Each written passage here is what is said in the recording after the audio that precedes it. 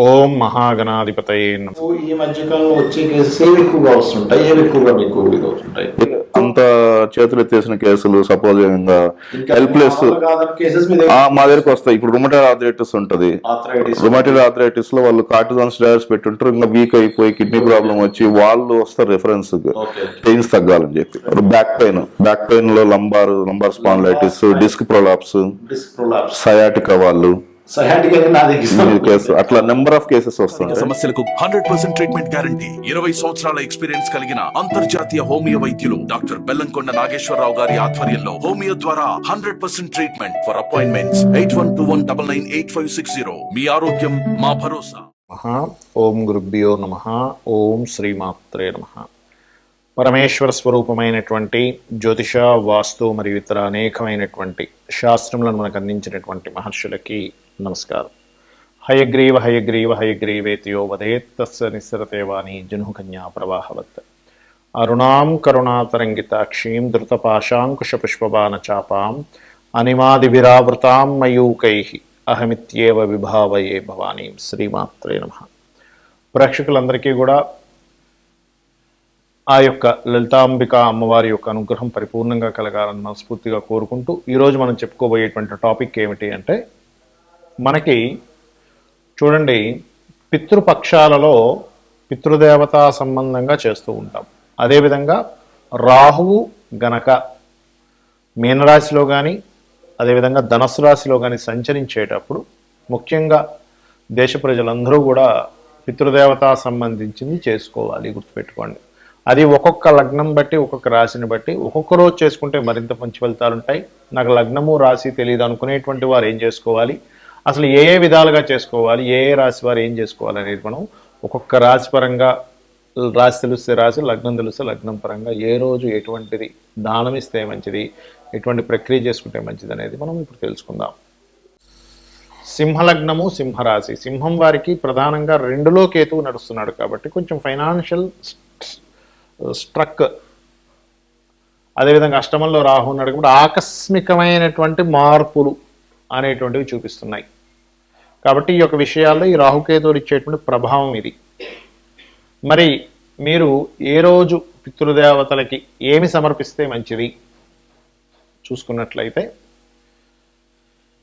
మీరు ప్రధానంగా పెసలు అంటారు, పెసలు దానంగా ఇవ్వడము, అదేవిధంగా ఉలవలు దానంగా ఇవ్వడము, బొబ్బర్లు దానంగా ఇవ్వడం, ఈ 3 పదార్థాలు ఖచ్చితంగా ఇవ్వండి.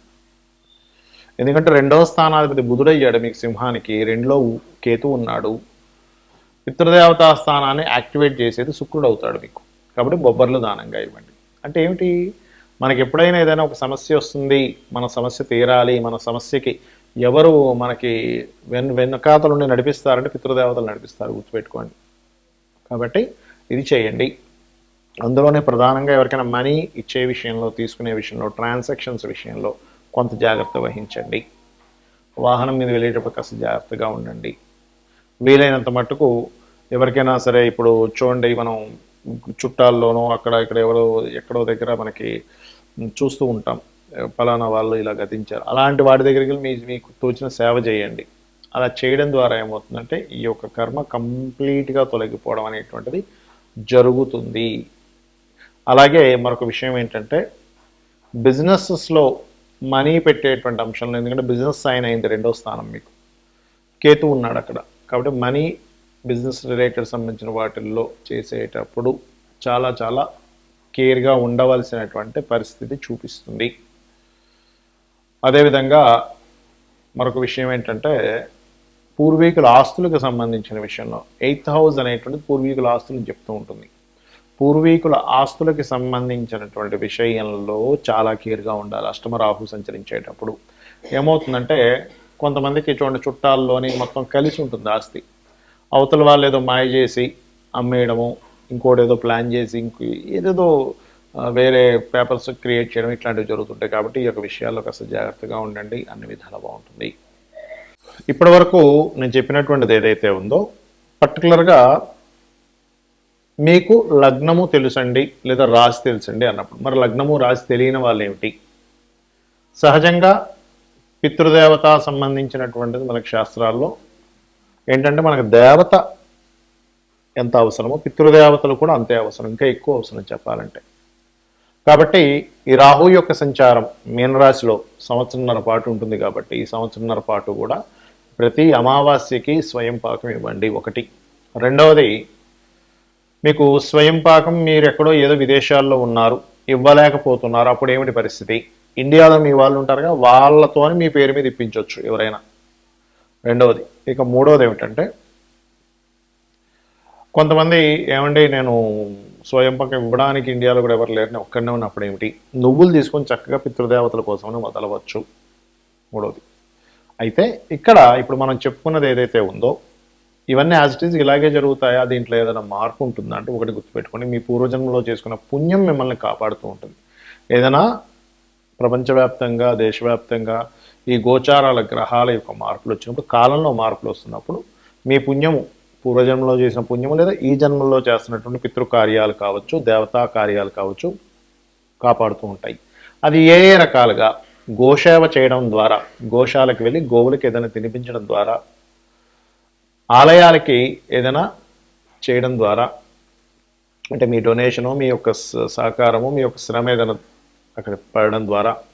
మూడోది ఏమిటి అంటే, వీటన్నిటికంటే ముఖ్యంగా అనాథ శవానికి ఏదైనా మీ వంతు సహాయం చేయడం ద్వారా, తెలిసిన వాళ్ళ ఇంట్లో ఎక్కడైనా సరే గతించారు ఎవరైనా, అక్కడికి వెళ్ళి మీ వంతుగా మీరు ఏదైనా సహాయం చేయడం ద్వారా ఈ యొక్క దోషం అనేటువంటిది పూర్తిగా పోతుంది, గుర్తుపెట్టుకోండి. అయితే ఇవన్నీ ఒక ఎత్తు, మన జన్మజాతకంలో ఉండేటువంటి గ్రహాల యొక్క స్థితి ఒక ఎత్తు, మనం జన్మించినప్పుడు లగ్నం ఏమిటి, నక్షత్రం ఏమిటి, ఏ గ్రహం ఎక్కడ ఉండి ఎటువంటి ఫలితాలు ఇస్తుంది, మనకి ఎటువంటి అద్భుతమైనటువంటి యోగాలు ఉన్నాయి, ఎటువంటి వాటి వల్ల మనం జీవితంలో చక్కగా మనకు కలిసి రావడం జరుగుతుంది అనేటువంటిది ప్రధానంగా కూడా తీసుకోవాలి. అలాగే మరొక విషయం ఏంటంటే, ఇక్కడ గమనించుకున్నట్లయితే, దీంతో పాటు చూసుకున్నట్లయితే ఈ కాంబినేషన్ ఏదైతే ఉందో, ఇప్పుడు ఉన్నటువంటి రాహువు కేతువు, రాహువు మీనంలోని కేతువు కన్యలో ఉన్నందుకు, ఈ కన్యలో ఉన్న కేతువు వల్ల అది భూతత్వ రాశి అవుతుంది. కాబట్టి ఎవరైనా సరే ఏదైనా ఇన్వెస్ట్మెంట్స్, భూముల మీద ప్రత్యేకంగా ఇన్వెస్ట్మెంట్ చేసేటప్పుడు 1 సంవత్సరంన్నర వరకు ఈ ల్యాండ్ విషయంలో ఎటువంటి ఎక్స్పెక్టేషన్స్ పెట్టుకోకండి. ఎక్కడైనా కొంచెం తగ్గుతుందేమో అనుకునేటువంటి ప్రదేశాల్లో కొంచెం చూసి ఇన్వెస్ట్మెంట్ చేయండి. కేతు, బికాజ్ ఆఫ్ కేతువు ధనస్సులో ఉన్నాడు, రాహు మీనంలో ఉంటే కేతు ధనస్సులో ఉన్నాడు. మరి ఈ కాంబినేషన్కి ఎటువంటి పరిహారాలు చేసుకోవాలి? నిత్య జీవితంలో మనం ఎటువంటి పరిహారాలు చేసుకుంటే మన జీవితం ఆనందమయంగా వెళ్తుంది? ఎందుకంటే ప్రతి ఒక్కరికి కావాల్సింది ఇది. అంటే మనకి శాస్త్రాల్లో చెప్పినటువంటిది కలౌ చండీ వినాయక అంటారు. అంటే గణపతిని, చండిని ఈ కలియుగంలో వారిని ఎంత మనం చేసుకుంటే అంత ఉపయోగం ఉంటుంది. ఉదయం నిద్రలేచిన వెంటనే గణపతిని తలుచుకోండి, కాసేపు అమ్మవారిని, కాసేపు స్కందుడిని తలుచుకొని నిద్ర లేవండి. దాంతోపాటు ఈ సంవత్సరంన్నర పాటు, అంటే యాక్చువల్గా అయితే ఎప్పుడూ కూడా మనం పితృదేవతలు కూడా చేస్తూ ఉండాలి. సంవత్సరంన్నర పాటు ఖచ్చితంగా మీరు చేయవలసింది ఏమిటి అంటే, ఒక్కసారి 5 నిమిషాలు 10 నిమిషాలు ఓం పితృదేవత యై నమః అనుకోండి చాలు. వారి పేరు మీద ఏదైనా దానం చేయడం, పేదవాళ్ళకి ఇచ్చినా సరే పర్వాలేదు, గుర్తుపెట్టుకోండి. రోడ్డు మీద పాపం తిండి లేని వాళ్ళు ఉంటారు, ఇబ్బంది పడుతున్న వాళ్ళు ఉంటారు, వారికి ఇవ్వండి పర్వాలేదు. ఒక బట్టో, ఒక అన్నం ప్యాకెట్టో, ఒక నీళ్ళ బాటిలో, లేదా ఒక పాల ప్యాకెట్టో ఏదైనా ఇవ్వండి. ఇస్తే అది పుణ్యంగా మారి మీ యొక్క పితృదేవతలకి, పితరులకు అందుతుంది. ఇలా చేయండి. ఖచ్చితంగా ఏంటంటే మనకి వేదం చెప్తుంది ఒకటే, పరోపకారం పుణ్యం, పరపీడనం పాపం. ఇంకొకరిని ఇబ్బంది పెట్టావా అది పాపము, ఒకరికి నువ్వు గనక ఏదైనా ఇచ్చావా అది పుణ్యంగా మారుతుంది, ఒకరిని నువ్వు సహకరిస్తే గనక అనేటువంటిది వేదం చెప్తున్నటువంటి అంశము. కాబట్టి ఇవి మీరు పాటిస్తూ మీ యొక్క జీవితాన్ని రాహుకేతువులు బారిన పడకుండా, మాయాకారకుడు కాలపురుషుడు అంటూ ఉంటారు. అంటే వాళ్ళేమీ శత్రువులను కాదు, ఆ యొక్క ఈశ్వరుడు రచించినటువంటి ఆ యొక్క చక్రం ఏదైతే ఉందో ఆ చక్రంలో వాటి డ్యూటీలు అవి చేస్తున్నాయి. కాబట్టి మనం వంతుగా మనం ఏం చేసుకోవాలనేటువంటిది ఇప్పుడు మనం చెప్పుకున్నాము. సో ఇవన్నీ మీరు పాటించి ఆ లలితాంబిక అమ్మవారి యొక్క అనుగ్రహం పరిపూర్ణంగా పొందుతారని కోరుకుంటూ శ్రీమాత్రే నమః.